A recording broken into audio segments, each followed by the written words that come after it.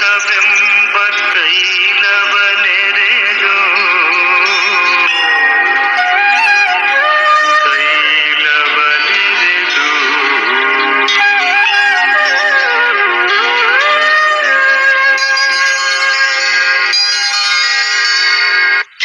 ಕಲ್ಯಾಣವೆಂಬ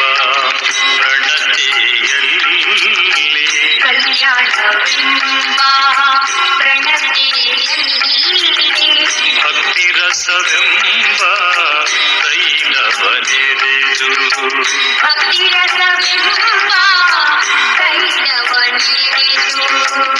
ಕಲ್ಯಾಣವೆಂಬ ಪ್ರಣತೆಯಲ್ಲಿ ಭಕ್ತಿ ರಸವೆಂಬ. ಓಂ ಶ್ರೀ ಗುರು ಬಸವಲಿಂಗಾಯ ನಮಃ.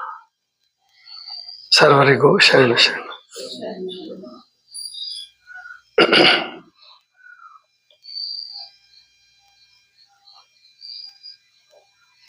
ಈಗೊಂದು 3-4 ದಿನಗಳ ಕೆಳಗೆ ಆಚಾರಗಳ ಬಗ್ಗೆ ಮಾತಾಡ್ತಾ ಇದ್ದೆ. ಅದರಲ್ಲಿ ಲಿಂಗಾಚಾರ ಅನ್ನುವಂಥದ್ದಾಗಿತ್ತು. ಎರಡನೇದು ಸದಾಚಾರ. ಸದಾಚಾರ ಅಂತಂದ್ರೆ ಸಾಮಾನ್ಯವಾಗಿ ಬಳಕೆಯಲ್ಲಿರೋ ಶಬ್ದ ಒಳ್ಳೆಯ ಆಚಾರ. ಸತ್ ಅಂದ್ರೆ ಒಳ್ಳೆಯದು. ಒಳ್ಳೆಯದು ಯಾವ್ದು ಮಾಡುತ್ತೋ ನಮ್ಗೆ, ಯಾವುದನ್ನ ಆಚರಿಸಿದ್ರೆ ಪ್ರತಿಯೊಬ್ಬರಿಗೂ ಒಳ್ಳೇದಾಗತ್ತೋ ಅದೇ ಸದಾಚಾರ. ಆ ಸದಾಚಾರ ತತ್ವದಲ್ಲಿ ಅಂತರ್ಗತವಾಗಿ 3 ತತ್ವಗಳನ್ನ ಶರಣರು ಇಟ್ಟಿದ್ದಾರೆ. ಅದರಲ್ಲೂ ವಿಶೇಷವಾಗಿ ಚನ್ನಬಸವಣ್ಣನವರು. ಅದಕ್ಕೆ ಅವರಿಗೆ ಷಟಸ್ಥಲ ಜ್ಞಾನಿ, ಷಟಸ್ಥಲ ಚಕ್ರವರ್ತಿ ಅಂತ ಕರೀತಾರೆ. ಅವರು 50 ಆಚಾರಗಳನ್ನು ಹೇಳ್ತಾರೆ, 63 ಶೀಲಗಳನ್ನು ಹೇಳ್ತಾರೆ. ಈ 50 ಆಚಾರಗಳನ್ನ ಪ್ರಧಾನವಾಗಿ 5 ಆಚಾರಗಳನ್ನಾಗಿ ವಿಭಾಗಿಸಿದ್ದಾನೆ. ಮೊದಲನೇದು ಲಿಂಗಾಚಾರ, ಎರಡನೇ ಸದಾಚಾರ, ಮೂರನೇದು ಶಿವಾಚಾರ, ನಾಲ್ಕನೇದು ಗಣಾಚಾರ, ಐದನೇದು ಭೃತ್ಯಾಚಾರ. ಈ ಸದಾಚಾರ ತತ್ವದಲ್ಲಿ ಮತ್ತೆ 3 ತತ್ವಗಳನ್ನು ಅಡಗಿಸಿದ್ದಾನೆ. ಅದ್ರ ಬಗ್ಗೆನೂ ಹೇಳ್ತಾ ಇದ್ದೇನೆ. ಅರ್ಚನೆ, ಅರ್ಪಣೆ, ಅನುಭವ. ಅರ್ಚನೆ ಅನ್ನುವಂಥ ಅದ್ರ ಬಗ್ಗೆ ಈಗಾಗಲೇ ಮಾತನಾಡಿದ್ದೀನಿ, ನಿಮ್ಮೆಲ್ರಿಗೂ ಗೊತ್ತು ಆಗತ್ತೆ ಸ್ವಲ್ಪ ಮಟ್ಟಿಗೆ. ಅರ್ಚನೆ ಅಂದ್ರೆ ಪೂಜೆ. ಅರ್ಚನೆ ಅಂದ್ರೇನು? ಪೂಜೆ. ಪ್ರತಿಯೊಬ್ಬರು ಪೂಜೆ ಮಾಡಬೇಕು ಅಂತಕ್ಕಂಥದ್ದು ಬಸವಣ್ಣನ ವಾದ. ಯಾರು ಆಧ್ಯಾತ್ಮಿಕ ಆಸಕ್ತಿ ಉಳ್ಳವರಿದ್ದಾರೋ, ದೈವಿ ಶ್ರದ್ಧೆ ಉಳ್ಳವರಿದ್ದಾರೋ ಅವರೆಲ್ಲರೂ ಪೂಜಿಸ್ಬೇಕು, ಸ್ಪಷ್ಟವಾಗಿ ಹೇಳಿದಾರನ್ನ. ಮತ್ತು ಪೂಜೆ ಮಾಡೋದ್ರಿಂದ ಮನುಷ್ಯನ ಜೀವನದಲ್ಲಿ ಪರಿವರ್ತನೆ ಬರಬೇಕು, ಬರಬೇಕು. ಬಹಳ ಜನ ತಂದುಕೊಳ್ಳಲ್ಲ. ಆ ಮಾತು ಬೇರೆ. ಅಂದ್ರೆ ಅವರು ಹೇಳ್ತಾರೆ, ಸುಪ್ರಭಾತ ಸಮಯದಲ್ಲಿ ಅರ್ತಿಯಲ್ಲಿ ಲಿಂಗವನ್ನೆನೆದಡೆ ತಪ್ಪುವವು ಅಪಮೃತ್ಯು ಕಾಲಕರ್ಮಂಗಳಯ್ಯ. ಬೆಳಗಿನ ವೇಳೆ ಪೂಜೆ ಮಾಡಬೇಕು ಅನ್ನುವಂಥದ್ದು ಅವರ ಸಮರ್ಥನೆ. ಅಂದ್ರೆ ಪ್ರತಿಯೊಬ್ಬರು ಬೆಳಗ್ಗೆ ಪೂಜೆ ಮಾಡಲೇಬೇಕು. ಪ್ರತಿಯೊಬ್ಬರು ಅಂದ್ರೆ ಎಲ್ಲ ಮನೆಯವ್ರಿಗೂ ಅದು ಸಾಧ್ಯ ಇಲ್ಲ. ಯಾರಿಗೆ ದೈವಿ ಒಲವಿದೆ, ತನ್ನನ್ನು ತಾನು ಅರಿಬೇಕು ಅನ್ನುವಂತಹ ಬಯಕೆ ಇದೆ, ಅವರೆಲ್ಲರೂ ಪೂಜಿಸ್ಲೇಬೇಕು. ಪೂಜಿಸೋದ್ರಿಂದ ಬರೇ ತನ್ನನ್ನು ತಾನು ಅರಿಯೋದು ಅಥವಾ ಆಧ್ಯಾತ್ಮಿಕ ಆನಂದ ಅಷ್ಟೇ ಅಲ್ಲ, ಅಪಮೃತ್ಯುವನ್ನು ಕೂಡ ತಪ್ಪಿಸ್ಕೋಬಹುದು ಅಂತ ಹೇಳ್ಬಿಡ್ತಾರೆ. ಅಪಮೃತ್ಯುವನ್ನು ತಪ್ಪಿಸಿಕೊಳ್ಬಹುದು. ತಪ್ಪು ಅಪಮೃತ್ಯು ಕಾಲಕರ್ಮಗಳಯ್ಯ. ಕಂಟಕಗಳು, ತೊಂದರೆಗಳು, ಇವುಗಳನ್ನು ತಪ್ಪಿಸ್ಕೊಂಡು ಆನಂದವಾಗಿ ಬದುಕಬಹುದು. ಹೌದು, ನಿಯಮಬದ್ಧವಾಗಿ ನಡ್ಕೊಳ್ಳೋದ್ರಿಂದ, ಪೂಜೆಯ ಜೀವನ, ಧ್ಯಾನದ ಜೀವನದಿಂದ ಅನೇಕ ಜನ ಸಾವನ್ನು ತಪ್ಪಿಸಿಕೊಂಡು ದೀರ್ಘಾಯುಗಳಾಗಿ ತಮ್ಮ ಸಾಧನೆಯನ್ನು ಚೆನ್ನಾಗಿ ಮುಂದುವರಿಸಿದ್ದಾನೆ. ಅಂಥವ್ರದ್ದು ನಾನು ಕೇಳಿದ್ದೀನಿ, ಅನೇಕ ಜನರು ಕೇಳಿದ್ದೀನಿ. ಆದ್ರಿಂದ ಪ್ರತಿಯೊಬ್ಬರು ಪೂಜೆ ಮಾಡಬೇಕು. ಅರ್ಚನೆ. ಎರಡನೇದು ಅರ್ಪಣೆ. ಅರ್ಪಣೆ ತತ್ವದಲ್ಲಿ ಮತ್ತೆ 3 ತತ್ವಗಳನ್ನ ಅಡಗಿಸ್ತಾರೆ. ಇದು ಬಹಳ ವಿಶೇಷ. ಅರ್ಪಣೆಯಲ್ಲಿ ಏನ್ ಬರುತ್ತಪ್ಪ ಅಂದ್ರೆ ಕಾಯಕ, ದಾಸೋಹ, ಪ್ರಸಾದ. ಕಾಯಕ, ದಾಸೋಹ, ಪ್ರಸಾದ. ಅಂದ್ರೆ ಪ್ರತಿಯೊಬ್ಬರು ಕಾಯಕ ಮಾಡಬೇಕು. ಕಾಯಕ ಮಾಡುವ ಶಕ್ತಿ, ಕಾಯಕ ಮಾಡುವ ಭಾಗ್ಯ, ಅದೇ ಒಂದು ದೊಡ್ಡ ಅನುಗ್ರಹ, ಪರಮಾತ್ಮ ಅನುಗ್ರಹ. ಈಗ ಒಬ್ಬ ವ್ಯಕ್ತಿ ಇದ್ದಾನೆ ಅಂತ ಇಟ್ಕೊಳ್ಳಿ. ಅವನಿಗೆ ದೇಹ ಗಟ್ಟಿ ಇಲ್ಲ, ಮಾತು ಬರಲ್ಲ, ಅಥವಾ ಮಾತು ಬಂದ್ರು ಹೆಂಗೆಂಗೋ ಮಾತಾಡ್ತಾನೆ. ಆಮೇಲೆ ಬುದ್ಧಿ ಕಡಿಮೆ ಇದೆ. ಇಂಥ ಮಕ್ಕಳು ನೋಡಿದಿರಲ್ವ ನೀವು? ಇಂಥ ಜನರು ನೋಡಿದ್ದೀರ. ಬುದ್ಧಿ ಕಡಿಮೆ ಇದೆ, ಬುದ್ಧಿ ವಿಚಾರ ಮಾಡಕ್ ಶಕ್ತಿ ಇಲ್ಲ. ಸ್ವತಃ ನಮ್ಮ ಅಣ್ಣನೇ ಒಬ್ಬ ಆ ಥರ ಇದ್ದಾನೆ, ಇನ್ನೂ ಬದುಕಿದ. ನಾನು ಬುದ್ಧಿವಂತನಾದವನು ಸ್ವಲ್ಪ ಜೀವನವನ್ನು ರೂಪಿಸ್ಕೋಬಹುದು ಅಂತ ಅನ್ಕೊಂಡವನು ಸರಿಯಾಗಿ ಜೀವನವನ್ನು ರೂಪಿಸ್ಕೊಳ್ಳಿಲ್ಲ. ಅವನು ಜೀವನವನ್ನು ಮಧ್ಯದಲ್ಲೇ ಮುಗಿಸ್ಕೊಂಡ, ಅಥವಾ ವಿಧಿ ಮುಗಿಸ್ತು ಅಂದ್ರೆ ತೀರ್ಕೊಂಡ. ಇನ್ನೊಬ್ಬ ಇದ್ದಾನೆ, ಅವನು ನೀವು ನೋಡಿದ್ದೀರ. ಅವನಿಗೆ ಬುದ್ಧಿಮಾಂದ್ಯ. ದೇಹ ಎಷ್ಟು ಗಟ್ಟಿ ಇದೆ ಅಂದ್ರೆ ತುಂಬಾ ಗಟ್ಟಿ ಇದೆ. ಆದ್ರೆ ಆ ದೇಹದಿಂದ ಕಾಯಕ ಮಾಡ್ಬೇಕು ಅನ್ನೋ ಒಲವು ಇಲ್ಲ ಅವನಿಗೆ. ಹೇಳಿದೀನಿ ನಾನು, ಇಲ್ಲೇ ಗೋಶಾಲೆ ನೋಡ್ಕೊ, ದನ ಕಾಯ್ಕೊಂಡಿದ್ರೆ ನಿನಗೆ ಯಾರು ಏನು ಅನ್ನಲ್ಲ. ಎಷ್ಟು ಜನರ ಹತ್ರ ಹೊಡೆತ ತಿಂದಿದ್ದಾನೆ ಅವನು ಅಂದ್ರೆ, ಅವನಂಗೆ ಇನ್ಯಾರ ಹೊಡೆತ ತಿಂದಿದ್ರೆ ಸತ್ತೋಗ್ತಿದ್ರು. ಅಂದ್ರೆ ಕಾಯಕ ಮಾಡಬೇಕು ನಾನು ಅನ್ನುವ ಹೊಳವು ಕೂಡ ಅವನಿಗೆ ಬರಲ್ಲ, ಆ ಬುದ್ಧಿನೇ ಇಲ್ಲ. ಅದಕ್ಕೆ ಈ ಮಾತು ನಾನು ಯಾಕೆ ಹೇಳ್ತಾ ಇದ್ದೀನಿ ಅಂದ್ರೆ, ಕಾಯಕ ಮಾಡುವ ಸಾಮರ್ಥ್ಯವಿದ್ದು ಮನಸ್ಸಿದ್ದು ಕೆಲವರು ಕಾಯಕ ಮಾಡಲ್ಲ, ಆಲಸ್ಯದಿಂದ, ಅಥವಾ ನಾವು ಕೀಳಾಗ್ತೀವೇನೋ, ಕಡಿಮೆ ಆಗ್ತೀವೇನೋ ಅಂತ ಹೇಳಿ. ಖಂಡಿತ ಇಲ್ಲ. ಈ ಜಗತ್ತಿನಲ್ಲಿ ಯಾರಪ್ಪ ನಾಯಕರಾಗಿದ್ದಾರೆ ಅಂದ್ರೆ, ಯಾವುದೇ ಭೇದ ಇಲ್ಲದೆ ಎಲ್ಲ ರೀತಿಯ ಕಾಯಕ ಮಾಡಿದಾರಲ್ಲ ಅವರೇ ಜಗತ್ತಿನಲ್ಲಿ ನಾಯಕರು, ಪ್ರವಾದಿಗಳು, ಮಂತ್ರಪುರುಷರು ಅನ್ನಿಸ್ಕೋಬೇಕಾದ್ರೆ ಅವ್ರು ಸುಮ್ಮನೆ ಅನ್ನಿಸ್ಕೊಂಡಿಲ್ಲ. ಗಾಂಧೀಜಿ ಆಗಲಿ, ಅಂಬೇಡ್ಕರ್ ಆಗಲಿ, ಅಥವಾ ರವೀಂದ್ರನಾಥ್ ಟಾಗೋರ್. ನಮ್ಮಲ್ಲಿ ಬಂದ್ರೆ ಬೇಕಾದಷ್ಟು ಜನ ಶಿವಯೋಗಿಗಳು ಅಂತ ನಾವೇನು ಕರಿತೀವೋ ಅವರೆಲ್ಲರೂ ಹೆಚ್ಚು ಕಡಿಮೆ ಕಾಯಕ ಜೀವಿಗಳೇ. ಮೃತ್ಯುಂಜಯ ಶ್ರೀಗಳು ಇಲ್ಲಿ ಮುರುಘಾ ಮಠದಲ್ಲಿ ಕೇಳಿರ್ತೀರ ನೀವೆಲ್ಲ. ಅವರು ಮಕ್ಕಳನ್ನ ಎಬ್ಸೋದ್ರಿಂದ ಹಿಡ್ಕೊಂಡು ಎಲ್ಲ ಕಾಯಕ ಮಾಡ್ತಿದ್ರು. ಅಂದ್ರೆ ಅವ್ರ ಜಗದ್ಗುರುಗಳ ಲೆಕ್ಕಕ್ಕಿದ್ದಂಥವ್ರು, ಆ ಮಠದ ಒಡೆಯರು. ಮುರುಘಾ ಮಠ ಕಟ್ಟಿದ್ದೇ ಮೃತ್ಯುಂಜಯಪ್ಪಗಳಿಂದ. ಅಂತಹ ಅವರು ಕಾಯಕ ಮಾಡ್ತಿದ್ರು. ಅಂದ್ರೆ ಪ್ರತಿಯೊಂದು ಕೊಠಡಿಗೆ ಹೋಗಿ ಮಕ್ಕಳನ್ನ ಎಬ್ಬಿಸ್ತಿದ್ರು, ಹಾಸ್ಟೆಲ್ ಮಾಡಿದ್ರು. ಮತ್ತೆ ಯಾವ ಮಗ ಸರಿಗೆ ಬಟ್ಟೆ ಹಾಕೊಳ್ಳಲ್ಲ, ಸ್ವಚ್ಛತೆ ಇಲ್ಲ, ನೋಡ್ಕೊಂತಿದ್ರಂತೆ. ಆಮೇಲೆ ಪ್ರಸಾದ ಬಿಡಂಗಿಲ್ಲ, ಒಂದಗಳು ಪ್ರಸಾದ ಕೆಡ್ಸಂಗಿಲ್ಲ. ಪ್ರಸಾದ ಆಗೋವರೆಗೂ ನಿಂತ್ಕೊಂತಿದ್ರಂತೆ, ಗಮನಿಸ್ತಿದ್ರಂತೆ ತಟ್ಟೆ ತೊಳೆಯಕ್ಕೆ ಹೋಗುವಾಗ. ಇಷ್ಟು ಅಂದ್ರೆ ಇದು ಸಾಮಾನ್ಯ ಕಾಯಕ ಅಲ್ಲ. ಏನು ಅಂದ್ರೆ ಕಾಯಕ ಅನ್ನುವಂಥದ್ದೇನಿದೆ ಅದು ತಪಸ್ಸಿಗಿಂತ ಶ್ರೇಷ್ಠ ಅಂತ ಹೇಳಿದ್ರು ಶರಣರು. ವಿಶೇಷವಾಗಿ ಭಾರತದಲ್ಲಿ ತಪಸ್ಸು ರೂಢಿ ಇತ್ತು, ತಪಸ್ಸು ಮಾಡ್ಬೇಕು ಅಂತ ಅನ್ನೋದು ರೂಢಿ ಇತ್ತು. ಆದ್ರೆ ದೈಹಿಕ ಶ್ರಮ ಅಂದ್ರೆ ಕಡಿಮೆ, ಕೃಷಿ ಮಾಡೋದಂದ್ರೆ ಕಡಿಮೆ. ವಿಚಿತ್ರ ಅಂದ್ರೆ ನನಗೆ ಅದೇ ಮೇಲಿಂದ ಮೇಲೆ ಹೇಳ್ತಿರ್ತೀನಿ ನಾನು.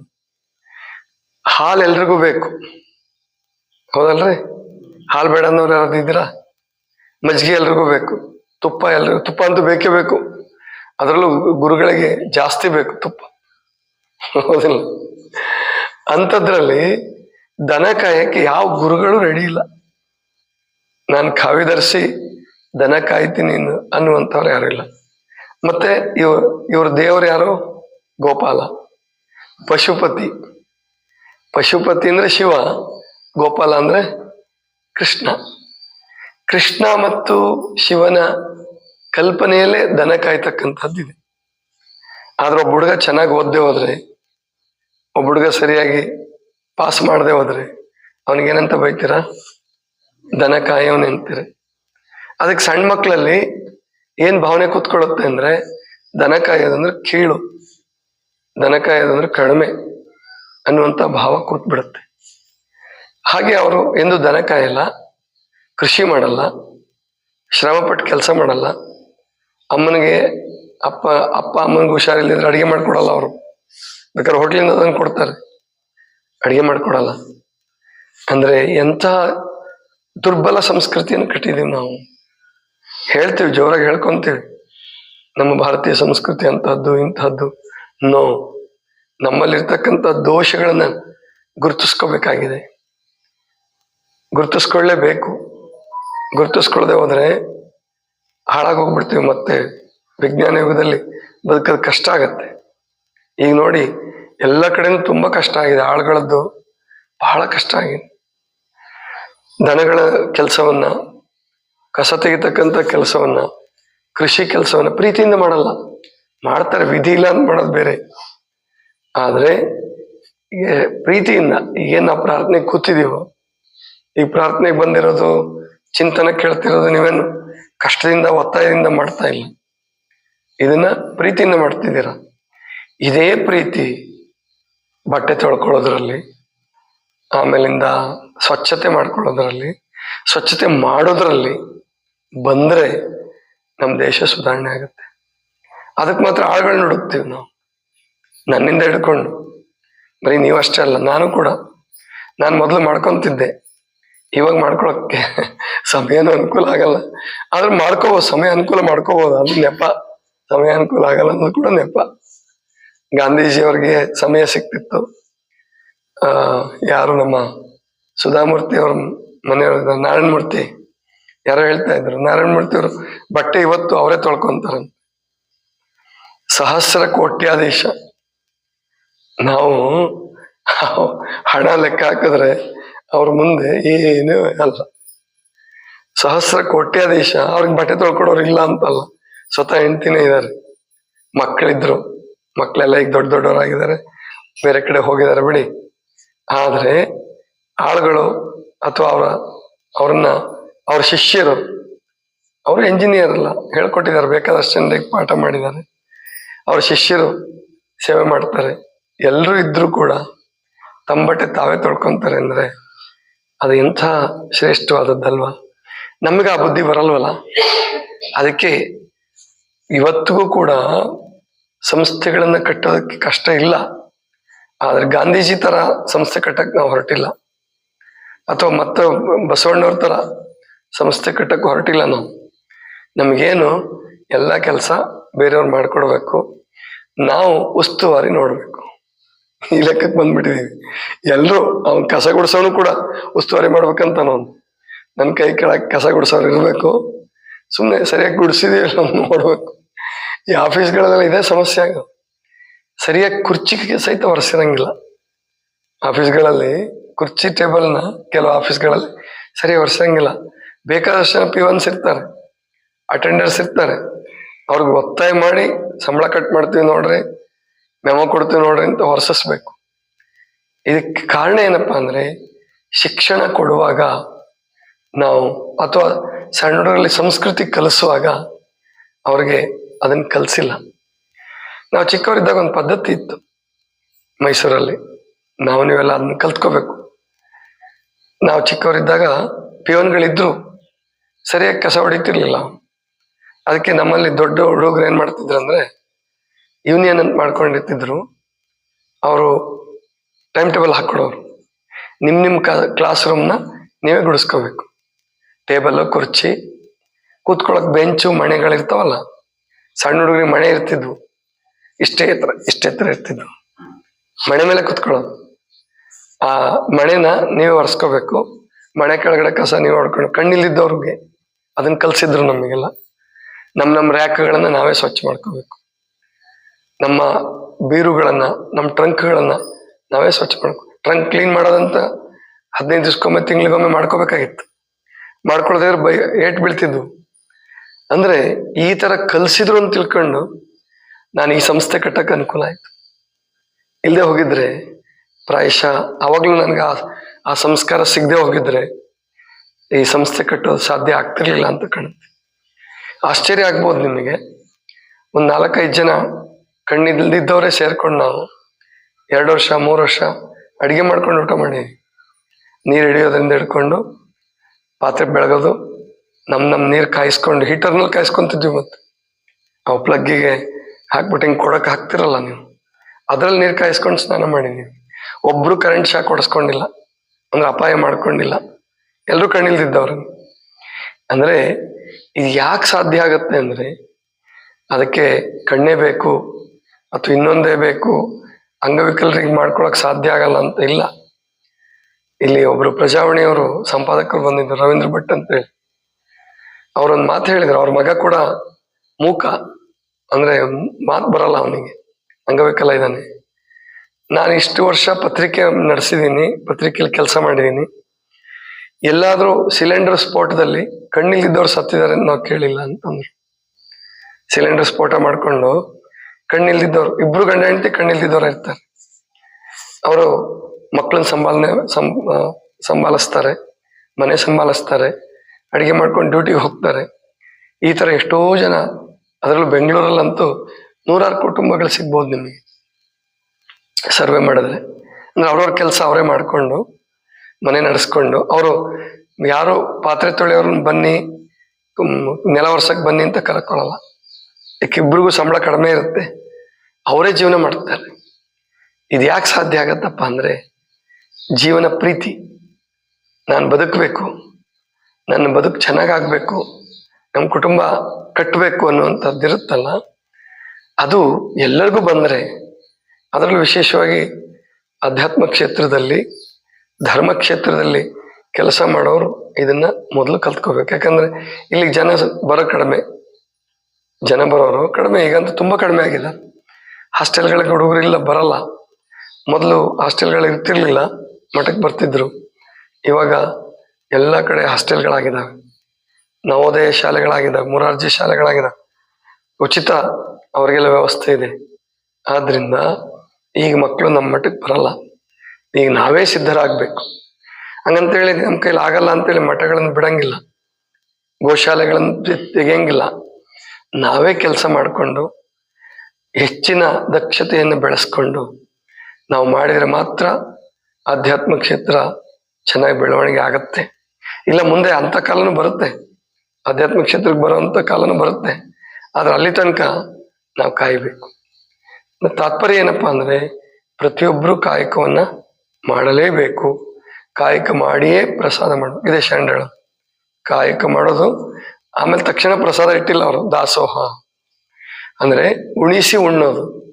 ನಾನು ಕಾಯಕ ಮಾಡಿದೀನಿ ಅಂತ ಹೇಳಿ ನಾನೇ ಮೊದಲು ಕೂತ್ಕೊಂಡ್ರೆ ಶರಣರೊಪ್ಪಲ್ಲ. ನೀನು ಎಲ್ಲರಿಗೂ ಊಟ ಮಾಡಿಸು, ನಿನ್ನ ಕೈಲಿ ಹಣ ಇದ್ರೆ ನೀನು ಆ ಹಣವನ್ನು ಹಂಚಿಕೊ, ಊಟ ಮಾಡೋದು. ಯಾರಿಗೆ ಹಸಿವಿನಿಂದ ಬಳಲ್ತಿದ್ದಾರೋ ಅವ್ರಿಗೆ ಕೊಡು, ಆಮೇಲೆ ಊಟ ಮಾಡು. ಆವಾಗ ಅದೇನಾಗುತ್ತೆ, ಪ್ರಸಾದ. ಕಾಯಕ ದಾಸೋಹ ಪ್ರಸಾದ, ಇದೇ ಅರ್ಪಣೆ ತತ್ವ. ನೋಡಿ ಎಷ್ಟು ಚೆನ್ನಾಗಿದೆ. ಆವತ್ತಿನ ಕಾಲಕ್ಕೆ 12ನೇ ಶತಮಾನದಲ್ಲಿ ಇದಕ್ಕೆ ಮಹತ್ವ ಕೊಟ್ಟಿದಾರಲ್ಲ, ಇದು ದೊಡ್ಡದು. ಇದಿಷ್ಟು ಇವತ್ತಿನ ಚಿಂತನ. ಸರ್ವರಿಗೂ ಶರಣ ಶರಣ.